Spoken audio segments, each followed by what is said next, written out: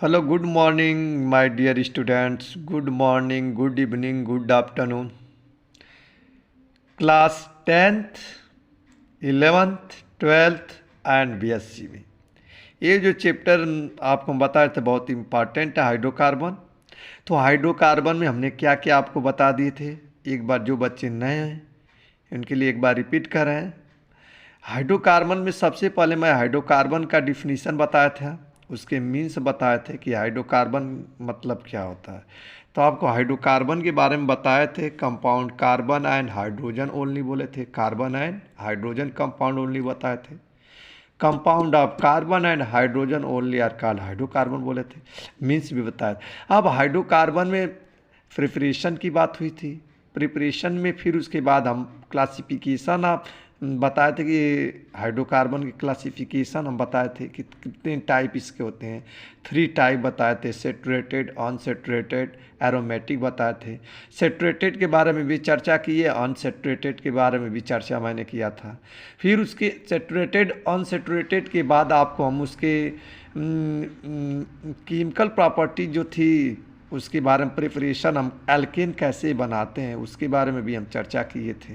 कि जैसे आपका पॉइंट है रिएक्शन कोल्बे आपको बताए थे, हाइड्रोजनेशन मेथड से बताए थे कि एल्केन को कैसे बनाया जाता है।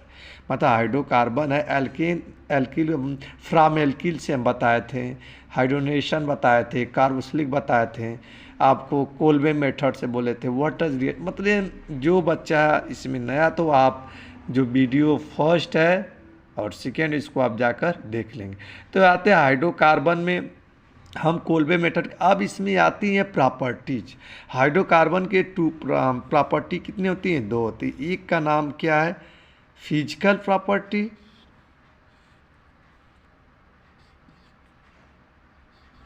Physical physical. एक का नाम क्या आ जाएगा यार? केमिकल।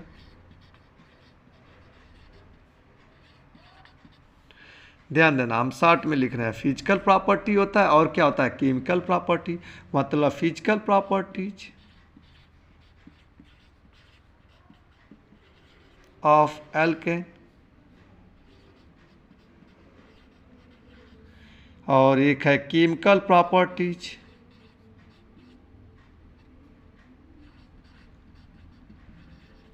Of alkene. तो हमको प्रॉपर्टी हाइड्रोकार्बन के 2 प्रॉपर्टी है, फिजिकल प्रॉपर्टीज एल्केन और केमिकल प्रॉपर्टीज ऑफ एल्केन। तो सबसे पहले प्रॉपर हाइड्रोकार्बन में हम एल्केन का ही ना चर्चा कर रहे हैं। अभी तो हम एल्केन पढ़े, एल्केन के बाद हम क्या पढ़ेंगे? एल्कीन पढ़ेंगे। एल्कीन के बाद हम क्या पढ़ेंगे? एल्काइन पढ़ेंगे। एल्केन को हम बताए थे सेचुरेटेड होता कि अनसेचुरेटेड, सेचुरेटेड बताए थे। अनसेचुरेटेड में एल्कीन और क्या आते हैं? एल्काइन। तो प्रॉपर्टी में सबसे पहले हम पढ़ेंगे फिजिकल प्रॉपर्टी। ये फिजिकल प्रॉपर्टी किसको बोलते हैं पहले समझ लो। फिजिकल प्रॉपर्टीज में फर्स्ट हेडिंग हमारी क्या आती है? यहाँ हेडिंग डाल लेंगे फिजिकल प्रॉपर्टीज, फिजिकल प्रॉपर्टी।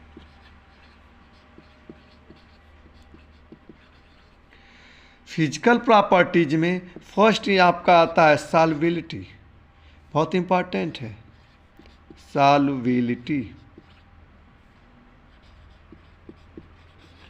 ध्यान देना, हाइड्रोकार्बन में एल्केन ग्रुप में हम प्रॉपर्टी में पहला फिजिकल प्रॉपर्टी, दूसरा केमिकल प्रॉपर्टी। फिजिकल प्रॉपर्टीज में फर्स्ट हेडिंग हमारी क्या आती है? सॉल्युबिलिटी। जैसे जब भी फिजिकल प्रॉपर्टीज़ की बात करेगा तो सॉल्युबिलिटी बताया जाता है, बॉइलिंग पॉइंट बताया जाता है, मेल्टिंग पॉइंट। ये 3 ही तो हमको बताना है कि सॉल्युबिलिटी इसकी बता दीजिए, बॉइलिंग पॉइंट बता दीजिए और मेल्टिंग पॉइंट बता दीजिए। दूसरा हमारा क्या यहाँ पर है? सेकेंड हमारा क्या है? सॉल्युबिलिटी के बाद क्या आता है? Boiling point, boiling point. Boiling point के थर्ड पॉइंट पर है, क्या आएगा? Melting point.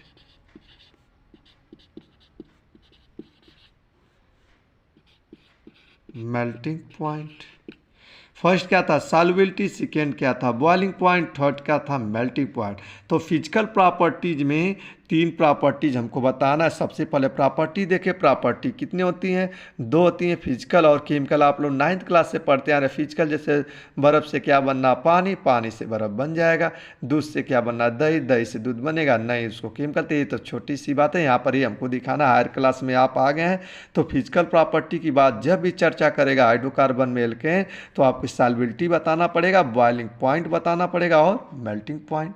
अब बॉइलिंग पॉइंट यहाँ पर फर्स्ट आपका दिया है, बॉइलिंग पॉइंट से हम स्टार्ट करते हैं। हाँ, इसको हम लिखते चलते हैं। चलिए इसको हम इरेज कर दे रहे हैं। हम तीन जान गए फिजिकल प्रॉपर्टीज में। फर्स्ट का नाम क्या था, सॉल्बिलिटी, सेकेंड का नाम था बॉइलिंग पॉइंट, थर्ड का नाम है मेल्टिंग पॉइंट। अब हेडिंग डालते हैं सॉल्बिलिटी। अब सॉल्बिलिटी के बारे में हम लिखते हैं और इसके बारे में डिस्कशन करेंगे। तो कैसे लिखेंगे, लिखना alkane, alkane, alkane being non-polar, non-polar, non-polar and thus insoluble, soluble in water but soluble in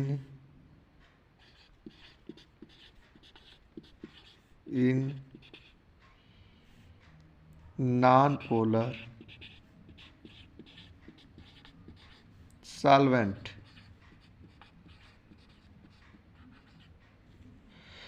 सॉल्बिलिटी में क्या कहा, फिजिकल प्रॉपर्टी में होता है alkane being non polar and thus insoluble in water but soluble in non polar solvent. ये non polar solvent की बात कर रहा है यार।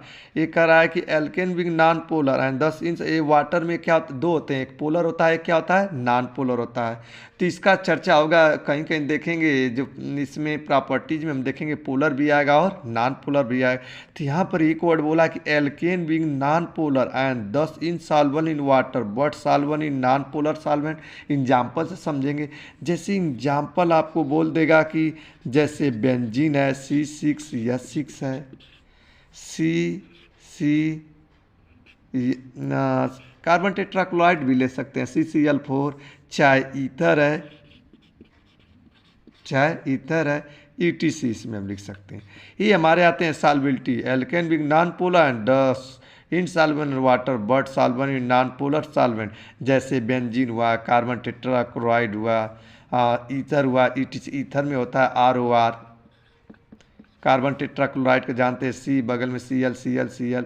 बेंजीन का आपको हम बताए भी थे, बेंजीन का ये मार्क है, मतलब सॉल्बिलिटी में है। दूसरा पॉइंट, हम सॉल्बिलिटी तो जान गए, फिजिकल प्रॉपर्टी में सॉल्बिलिटी क्या होती है इसके बारे में हम जान गए कि alkane being non polar and thus insoluble in water but soluble in non polar solvent. For example benzene है, CCl4 है, ईथर, ETC।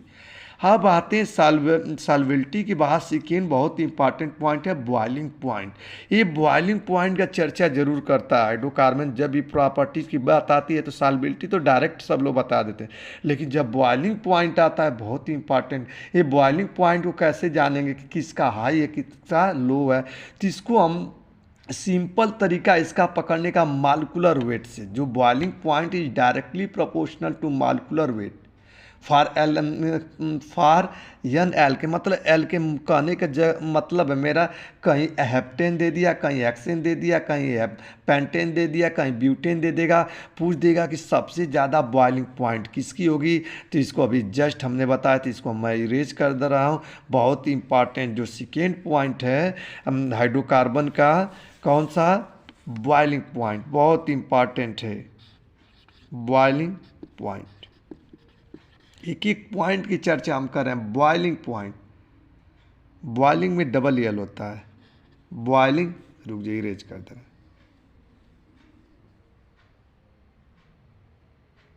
नहीं एक ही होता है, सॉरी, बॉइलिंग पॉइंट, सही लिखे थे, बॉइलिंग पॉइंट वेरी इंपॉर्टेंट है। कभी भी चर्चा करेगा हाइड्रोकार्बन में, हमने तो सॉल्बिलिटी बता दिया, सॉल्युबिलिटी में डायरेक्ट बोल देंगे कि एल्केन जो होते हैं नॉन पोलर होते हैं, 10 इनसॉल्युबल इन वाटर होते हैं but soluble in non polar in solvent में बता देना, जैसे बेंजीन, कार्बन टेट्राक्लोराइड, ईथर। लेकिन बॉइलिंग पॉइंट को कैसे बताएंगे, ये चर्चा की बात है कि बॉइलिंग पॉइंट की चर्चा कैसे। बॉइलिंग पॉइंट में बोलेंगे कि बॉइलिंग पॉइंट बीपी हम लिख रहे हैं शॉर्ट में, BP is directly proportional to molecular weight. ये हम डब्ल्यू लिख दे रहे हैं, समझ जाइएगा, मालिकुलर वेट या लिख दे रहे हैं यार, BP is directly proportional to molecular weight. कहने का मतलब है, या एक कंडीशन और होता है मालिकुलर वेट, या ऐसे भी लिखते हैं van der Waals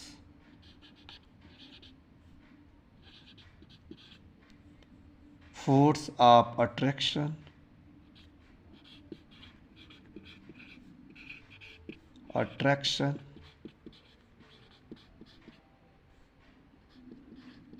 is directly proportional to molecular weight.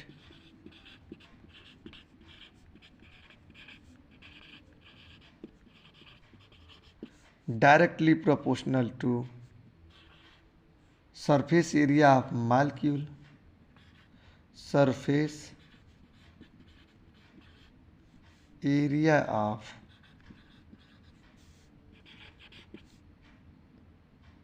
molecule।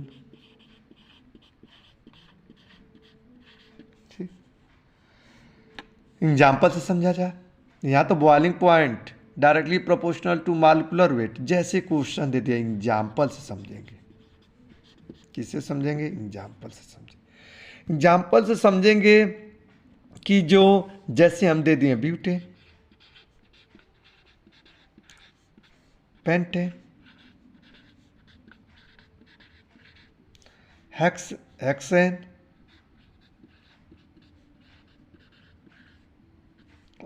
चलिए तीन से देखें।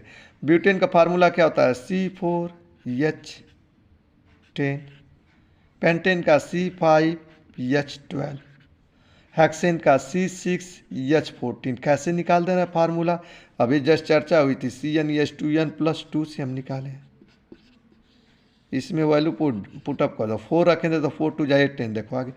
अब मालिकुलर वेट बताओ, यदि सपोज डेट हम क्या रख रहे हैं, एटॉमिक नंबर रख रहे हैं। एटॉमिक नंबर से एटॉमिक मास पुटअप किया जाता है। कार्बन का क्या होता है? एटॉमिक नंबर 6 और एटॉमिक मास 12। तो इसमें मालिकुलर वेट इसका देखिए, अभी हम जस्ट बताएं कि बॉइलिंग पॉइंट जो होता है मालिकुलर वेट का क्या होता है? Directly proportional. ये मालिकुलर वेट, इसका मालिकुलर वेट ज़्यादा होगा तो बॉइलिंग पॉइंट भी क्या हो जाएगा? ज़्यादा। ठेठ भाषा में ऐसे समझो कि कार्बन, एल्केन में कार्बन जिसमें ज़्यादा दिखाई दे, कार्बन जिसमें क्या दिखाई दे? सबसे ज़्यादा, और इसका बॉइलिंग पॉइंट सबसे क्या होगा? ज़्यादा। तो इसमें सबसे ज़्यादा कौन है? किसका बॉइलिंग पॉइंट ज़्यादा है? बताइए। सबसे ज़्यादा किसका रहेगा? हेक्सेन का रहेगा। सबसे कम किसका रहेगा? ब्यूटेन का। या ऐसे नहीं समझ पा रहे तो मालिकुलर वेट निकाल दो। 12 4 जा 48 और 10 कितना हो जाएगा? 58। इसका क्या हो जाएगा? 60 और 72 हो जाएगा। इसका कितना हो जाएगा? 72 और 72 में 14 ऐड कर दो तो कितना हो जाएगा? 72 में 14 86। मालिकुलर वेट 86 है, 72 है, 58 सबसे ज़्यादा किसका है? 86। तो सबसे सिंपल तरीका है, बॉइलिंग पॉइंट जब भी पूछेगा तो आप बोलना कि जिसमें कार्बन क्या रहेगा? ज़्यादा। एल्केन ग्रुप में हाइड्रोजन तो आप ऑलरेडी पकड़ लेंगे फार्मूला, जिसमें कार्बन ज़्यादा रहेगा उसका बॉइलिंग पॉइंट ज़्यादा, जिसमें कम रहेगा उसका कम होगा। कभी भी तुलना करेगा 2 3 से करेगा, या ब्यूटेन पेंटेन दे दिया तो कर लेंगे। अब देखते हैं, और भी बोला जाता है कि boiling point is inversely proportional to number of side of chain. कभी कभी ये भी बात आता है कि साइड ऑफ चेन से भी क्या होता है, जैसे हम दे दिए, कभी कभी दे दिए पेंटेन दे दिए, आइजो पेंटेन दे दिए, नियो पेंटेन दे दिए, तब कैसे करेंगे इसकी भी चर्चा हम लोग कर लें कि आइजो पेंटेन है और आपका नियोपेंटेन है, आप पेंटेन है। इसमें बताइए बॉइलिंग पॉइंट किसकी ज़्यादा होती है।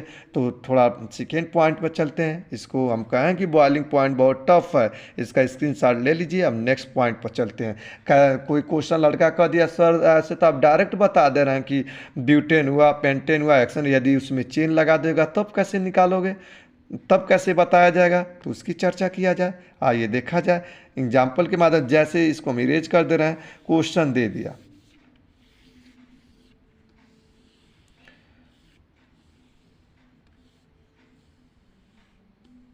दे दिया बॉइलिंग पॉइंट है। अभी जस्ट हम बोलें कि BP is inversely proportional to 1 लिख लेना number of side chain, number of side chain, side chain. जिसमें ज़्यादा चेन लगा रहेगा उसकी बॉइलिंग पॉइंट क्या होगी, सबसे कम होगी। जैसे हम पेंटेन लिख लिए, नॉर्मल पेंटेन की बात कर रहा है, CH3 CH2 CH2 CH2 CH3। My dear student, आपको नाम लिखाना हम सिखाए थे भी, अब बताए भी थे कि आइजो होता है, सेक होता है, नियो होता है, कैसे पकड़ेंगे। तो चलिए नेक्स्ट एक वीडियो अभी जस्ट आगे आएगा, तो उसमें ऑर्गेनिक में हम बताए थे, लेकिन इसमें आपको हम बता दें जब आइजोमेरिन चलेंगे तो उसके पहले आपको हम बता देंगे।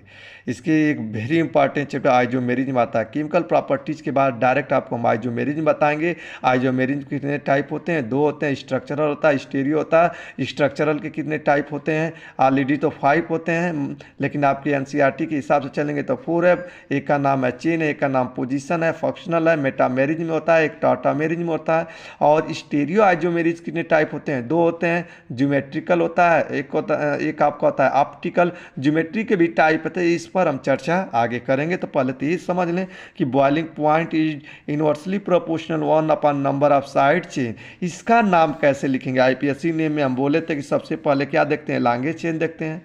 उसके बाद किधर से ब्रांच नज़दीक है, फिर कभी कभी ब्रांच सेम आता है तो अल्फ़ाबेटिकल देखते हैं। कभी फिर उसके यदि फंक्शनल ग्रुप लगा तो फंक्शनल की वार्ता देते हैं। कभी कभी 2 3 या 4 फंक्शनल ग्रुप लगे होते हैं, तो जो सबसे पहले सीरीज में आता है उसका सफिक्स लिखते हैं, उसके बाद वाला को क्या लिखते हैं, प्रीफिक्स। तो इसमें लॉन्गेस्ट चेन क्या है, 1 2 3 4 5 है। तो नॉर्मल इसका क्या लिखना, नॉर्मल क्या लिखेंगे, पेंटेन, एन पेंटेन इसका नाम हो जाएगा, एन पेंटेन। चलिए एन पेंटेन इसका नाम हो गया, या पेंटेन भी लिख दोगे तो कोई दिक्कत नहीं। चलिए 1 2 3 4 5 था। यदि यही क्वेश्चन कर रहा है कि आइजो पेंटेन कैसे हो गया, जैसे CH3 है और सेकेंड पर लगा दो यार, ऐसे CH3 CH2 CH2 नहीं, CH3 ना हो जाएगा, 1 2 3 4 2 पर लगाए, देखो CH यहाँ लगा, CH3। मतलब आइजो पेंटेन कैसे करें, 1 2 3 4, इसका नाम है 2 मेथिल ब्यूटेन बोलेंगे ना यार, 2 मेथिल ब्यूटेन। इसका आईपीएससी ने पूछेगा तो इधर से नंबर नहीं करेंगे, 1 2 3 1 2 3 4, या 1 हो जाएगा, 2 हो जाएगा, 3 हो जाएगा, 4। या इसको आइजो पेंटेन भी बोल सकते हैं, नंबर 2 पर अटैच है, 1 2 पर, 2 या 2 मेथिल ब्यूटेन बोल दो। तो इसमें देखो एक ब्रांच, इसमें तुलना करेगा कि किसका बॉइलिंग पॉइंट ज़्यादा है, तो इसका ज़्यादा, इसका क्या है कम, क्योंकि इसमें क्या लगा है, ब्रांच लगा। ये भी पेंटेन है, ये भी क्या है, आइजो पेंटेन है, इसका नाम क्या है, आइजो पेंटेन है। ये इसमें ब्रांच लग, यही क्वेश्चन ऐसे ही आ जाता है। तीसरा पॉइंट करा CH3, यहाँ C ऊपर भी CH3, नीचे भी CH3, बगल में भी CH3। इसका आईपीएससी ने लिखा लेंगे तो 1 2 3, अरे यार 1 2 3, इसको बोलते हैं 2 2 डाइमेथिल प्रोपेन। 1 2 3 से 3 से क्या हो जाएगा, प्रोप, ब्रांच देखो लगा है 2 के अप और डाउन, तो 2 2 डाइमेथिल 2 2 डाइमेथिल प्रोपेन। या इसी को 60 भाषा में पेंटेन में कैसे बोलेंगे, नियो पेंटेन। C के अप डाउन रहेगा, C के कहाँ रहेगा, अप डाउन। यहाँ 1 2 पर लगा है, देखो 2 पर लगा है, अप डाउन C के रहेगा कार्बन इसको ऐड कर लो तो कार्बन कितने 1 2 3 4, इसका नाम है नियो। और कार्बन 5 ऐड कर दिए तो पेंटेन। तीनों में पूछेगा कि बॉइलिंग पॉइंट किसका सबसे ज़्यादा है, तो नॉर्मल पेंटेन का सबसे क्या होगा, ज़्यादा होगा। और जो नियो पेंटेन है उसका क्या होगा, सबसे कम होगा, क्योंकि boiling point is inversely proportional to 1 upon number of side of chain. जितना चेन लगेगा यदि उसमें, उसका बॉइलिंग पॉइंट सबसे क्या होगा, कम होगा। तो सबसे कम किसका है, इसको तो आइजोपेंटेन के नाम से जानते हैं, आइजोपेंटेन। इसको नियोपेंटेन, नियोपेंटेन, नियोपेंटेन। तो आइजो यहाँ यदि चेन नहीं बनाए तो ऐसे यार दे देगा कि नियोपेंटेन है और आइजोपेंटेन है, और यन पेंटेन सबसे ज़्यादा बॉइलिंग पॉइंट किसका होगा, यन पेंटेन का, क्योंकि इसमें चेन नहीं लगा, इसमें एक चेन लगा, इसमें दो चेन लगा, दो चेन है, इसमें ज़्यादा चेन है, इसमें एक चेन, इसमें चेन नहीं है, इसलिए सबसे ज़्यादा बॉइलिंग पॉइंट किसका होगा, यन पेंटेन। अब बॉइलिंग पॉइंट के बाद आता है क्या, बॉइलिंग पॉइंट के बाद बहुत इंपॉर्टेंट है, इसमें पूछता है आपका, हाँ ये मेन पॉइंट, जब भी बॉइलिंग पॉइंट आता है ना तो ये वंडरवाल्स फोर्स अट्रैक्शन से हम पता करते हैं, या सरफेस एरिया उसमें क्या होती है, डिक्रीज होती है। मतलब जब हम कभी भी चर्चा करेंगे कि सर ये चेन से कैसे पकड़ते हैं, कि आप बताना है कि इसमें जो होता है वंडरवाल्स क्या होते हैं, फोर्स होते हैं, और इसमें क्या होते हैं, डिक्रीजिंग आर्डर में आ जाता है। तो उससे आप घबराना मत, आप डायरेक्ट ऐसे पकड़ना कि boiling point is inversely proportional to number of side chain. जिसमें ज़्यादा चेन लगा रहेगा और मालिकुलर मतलब कार्बन 5 पे रहेंगे, अच्छा 4 रहेंगे, तो उसमें पकड़ना कि जिसमें ब्रांच ज़्यादा है उसका बॉइलिंग पॉइंट कम होगा, जिसमें नहीं रहेगा उसका बॉइलिंग पॉइंट ज़्यादा। जैसे हम एक जगह लिख दिए हैं नॉर्मल ब्यूटेन लिख दिए हैं, एक जगह लिख दिए हैं 2 मेथिल प्रोपेन, या आइजो ब्यूटेन लिख दिए हैं, तो आइजो ब्यूटेन का बॉइलिंग पॉइंट कम होगा और नॉर्मल ब्यूटेन का क्या हो जाएगा, ज़्यादा हो जाएगा। तो ये सब आप जानते रहिएगा।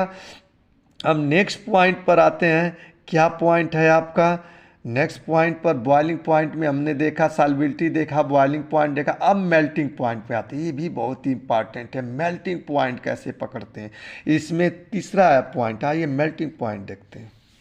तो मेल्टिंग पॉइंट में हम क्या देखेंगे, बॉइलिंग पॉइंट समझ लिए, सॉल्बिलिटी समझ लिए। हमेशा पेन कापी उठा मतलब लिखते रहिए, नोट करते रहिए, जो वर्ड बोलते भी हैं भी इसको भी लिखिए। मेल्टिंग पॉइंट बहुत इंपॉर्टेंट है, मेल्टिंग पॉइंट।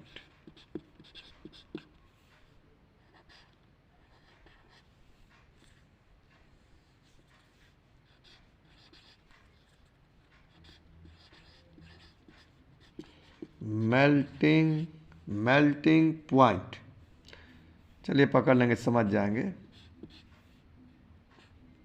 मेल्टिंग पॉइंट एक ही साथ में है, ऐसा मत करना। मेल्टिंग पॉइंट में आते हैं, क्या पॉइंट है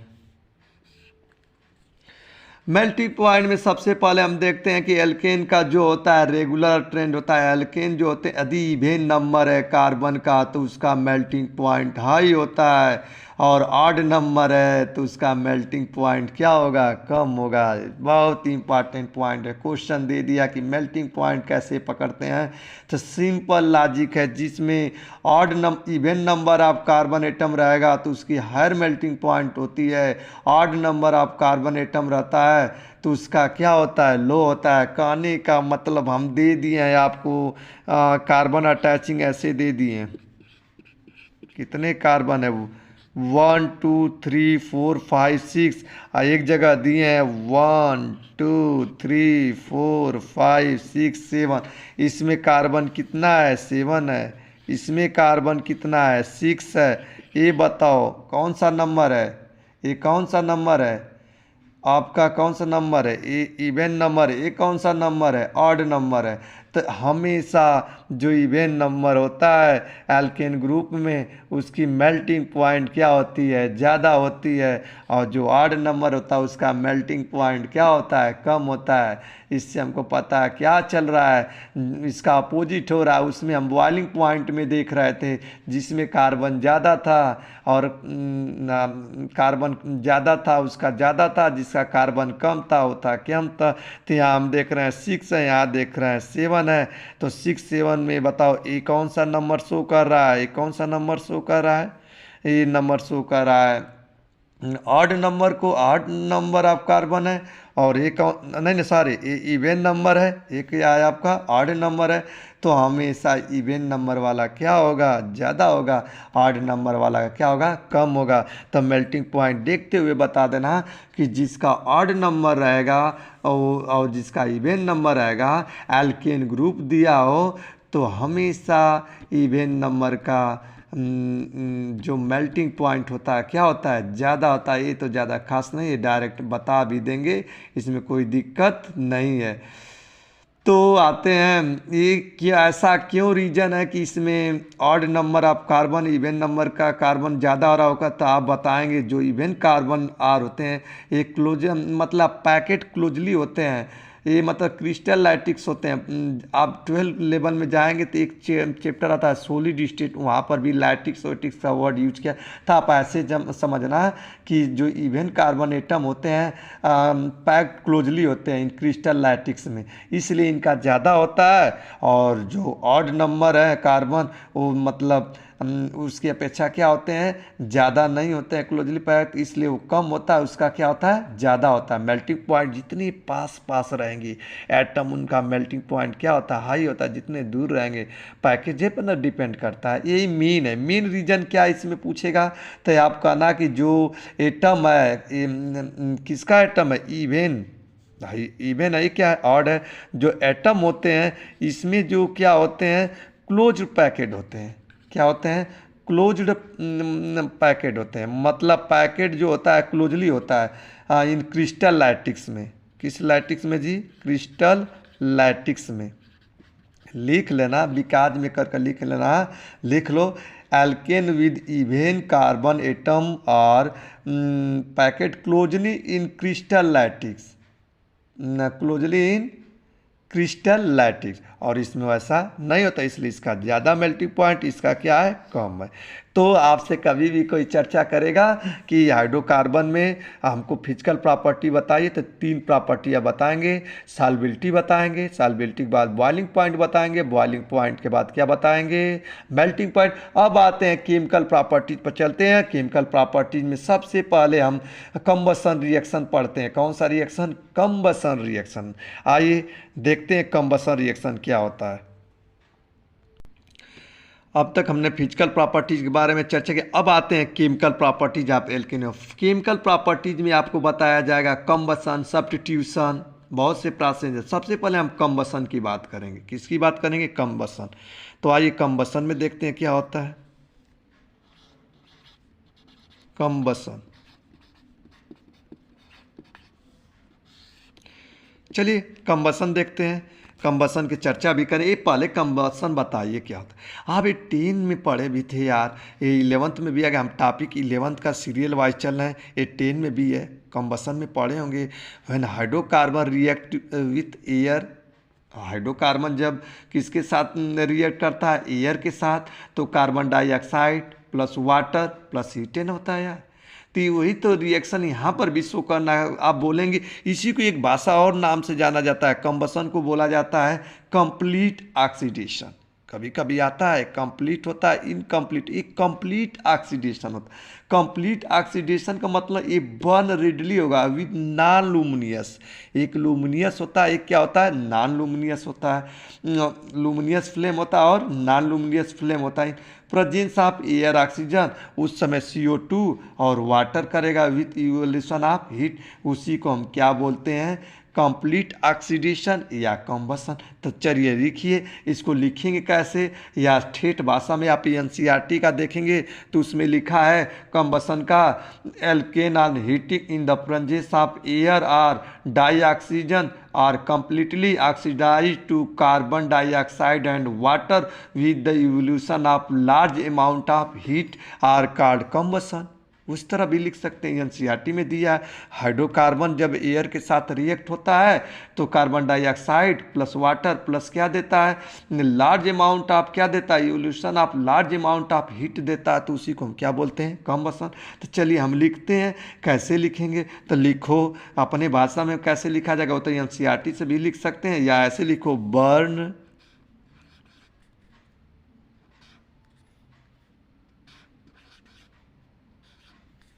बर्न, रुक जाइए 1 मिनट। बर्न, चलिए बर्न कम्बसन में पहला लिखेंगे क्या, burn readily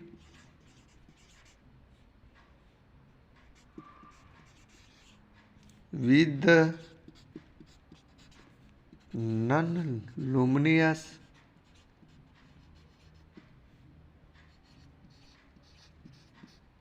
flame in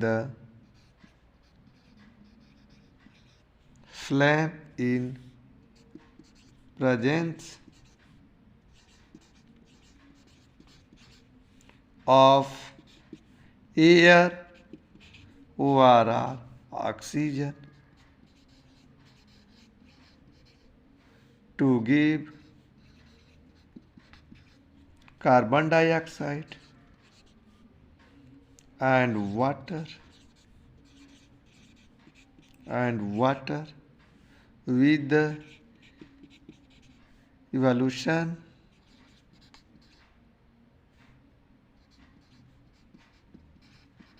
of heat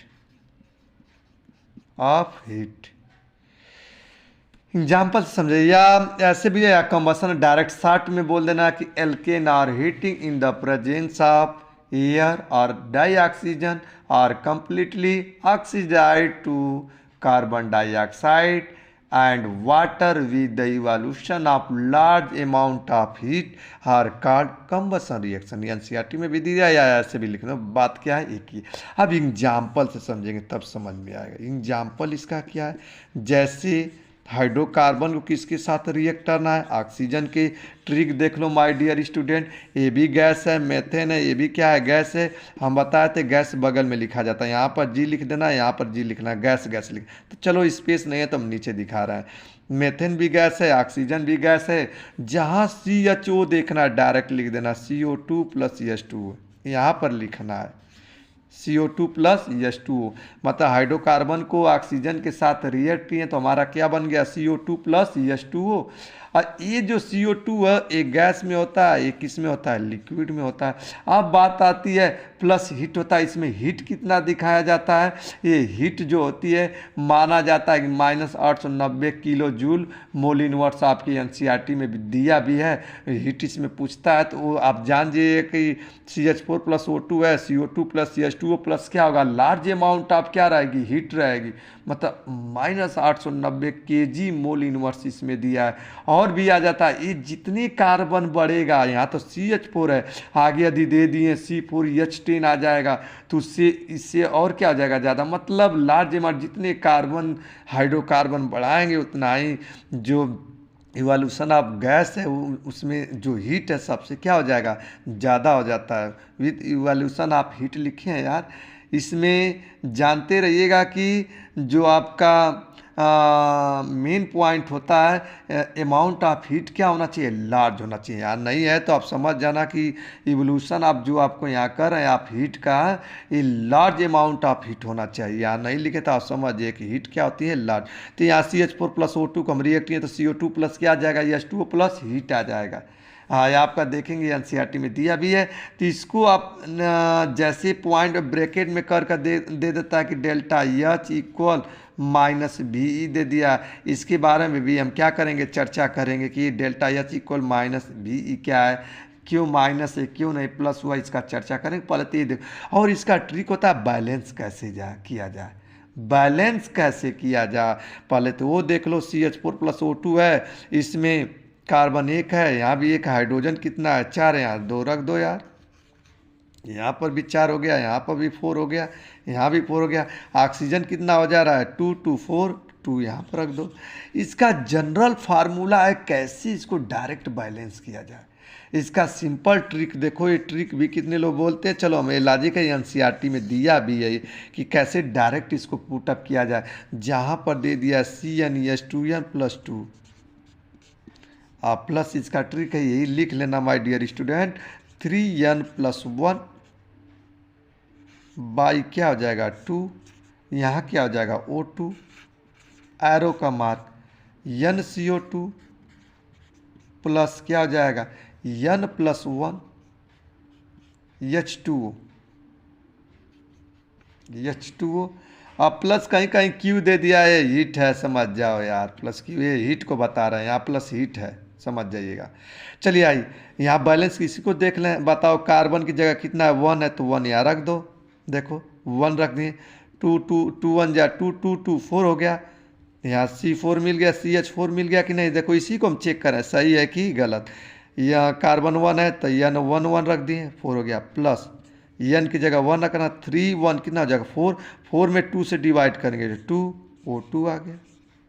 चलिए आगे, यन की जगह क्या रखना है 1, तो 1 हिडन है CO2, अब प्लस यन की जगह 1 1 कितना होगा 2 2 जस 2, मिला लीजिए बैलेंस है कि नहीं, ऊपर भी बैलेंस है, नीचे भी उसी को दिखाया गया कि जनरल फार्मूला पर हम इजीली मतलब क्या कर सकते हैं, बैलेंस कर सकते हैं। यदि सपोज डैट यहीं पर क्वेश्चन दे दिया C4H10 प्लस O2 है, इसको बनाएंगे तो हम तो जानते कि क्या बन जाएगा C4H10, और O2 दे दिया है, इसको कैसे बैलेंस किया जाए, चलो अभी इसको देख ले रहे हैं।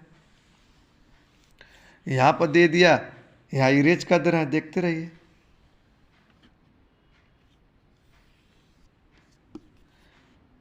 C4H10 दे दिया, आप प्लस आपको यहाँ रिएक्शन किससे कराएगा, O2 से, वही हाइड्रोकार्बन की बात हो रहा है, तो हमारा CO2 प्लस H2O आप प्लस क्या हो जाएगा, हीट हो जाएगा, हीट हो जाएगा ना जी, हीट कितना उसको देखा जाएगा।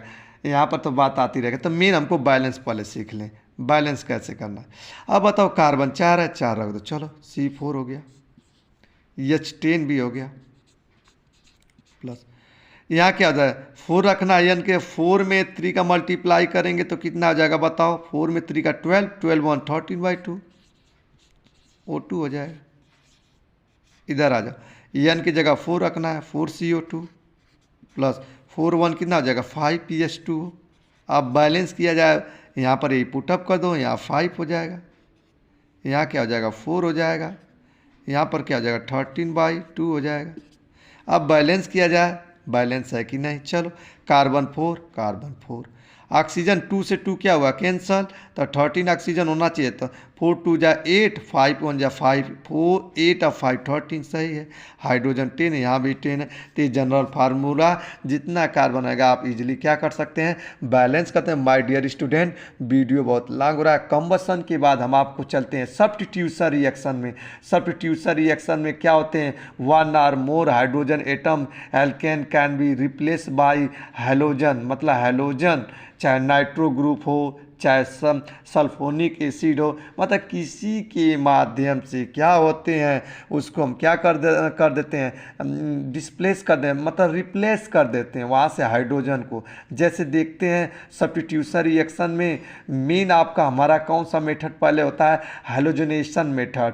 हैलोजनेशन मेथड में क्या होते हैं, इसमें हैलोजनेशन मेथड में हम क्या करते हैं कि जो हाई टेम्परेचर पर रिएक्ट करते हैं, प्रेजेंस ऑफ सनलाइट या अल्ट्रावायलेट रे की उपस्थिति में हम रिएक्शन कराते हैं। तो जैसी कैसे होता है सब्स्टिट्यूशन रिएक्शन चर्चा करते हैं, आइए देखें। इसके बाद नेक्स्ट वीडियो में हम मैकेनिज्म और जितने प्रॉपर्टी उसका चर्चा करेंगे। वीडियो बहुत लॉन्ग बना है, तो आइए सब्स्टिट्यूशन रिएक्शन देख लेते हैं। सर माय डियर स्टूडेंट, मैं एक पॉइंट आपको भूल गया था। जैसे हम आपको बताए थे कंबसन में एक होता है कंप्लीट ऑक्सीडेशन होता है कंबसन, और एक होता है इनकम्प्लीट ऑक्सीडेशन। हम सब्स्टिट्यूशन रिएक्शन को कल वीडियोस का चर्चा करेंगे। तो पहले हम एक आप भूल गए थे उसका, ये तो हम कंप्लीट ऑक्सीडेशन देखे कंबसन में।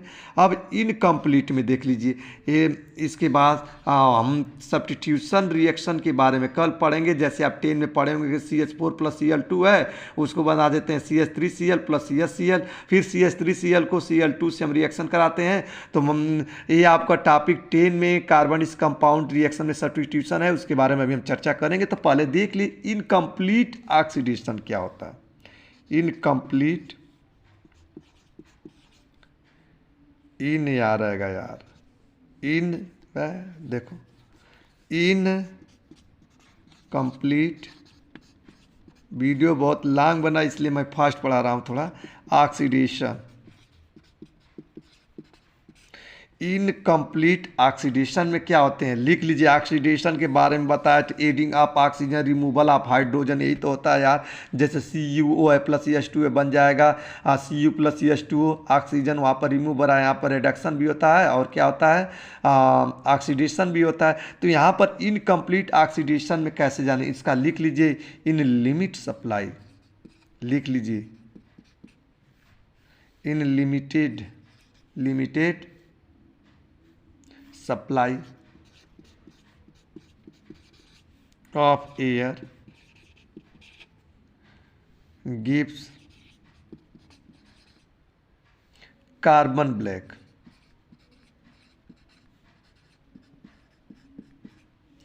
and कार्बन मोनोऑक्साइड, उसी को बोलते हैं इनकम्प्लीट ऑक्सीडेशन। एग्जाम्पल के माध्यम से समझेंगे, एग्जाम्पल से समझेंगे। जैसे दे दिया CH4 दे दिया प्लस O2 दे दिया, ये कितने मोल है 3, ये कितने मोल है 2 मोल है।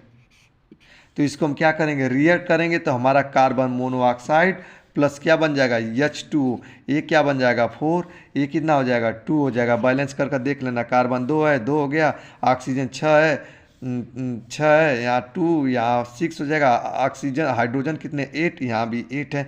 तो मतलब कार्बन मोनोऑक्साइड प्लस क्या देगा, वाटर देगा। तो ये कार्बन ब्लैक एंड CO मतलब इनकम्प्लीट ऑक्सीजन। और एग्जाम्पल है, जैसे आप दे देगा CH4 दे दिया प्लस O2 दे दिया, एरो का मार्क है, ये कार्बन प्लस H2O बना देगा, कार्बन प्लस H2O बना दे। बैलेंस कर लेना, CH4 प्लस O2 है, C प्लस 2H2O बन जाएगा। कार्बन 4 है, देखो 4 रखते हैं, 2 रख दिए, ऑक्सीजन 2 है, यहाँ पर भी 2 है, इसलिए डायरेक्ट।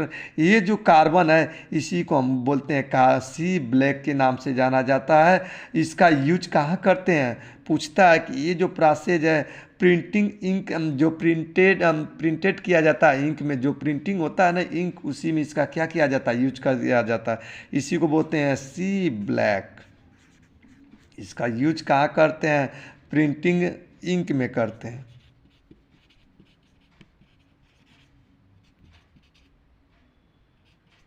प्रिंटिंग किस में करते हैं, इंक में करते हैं।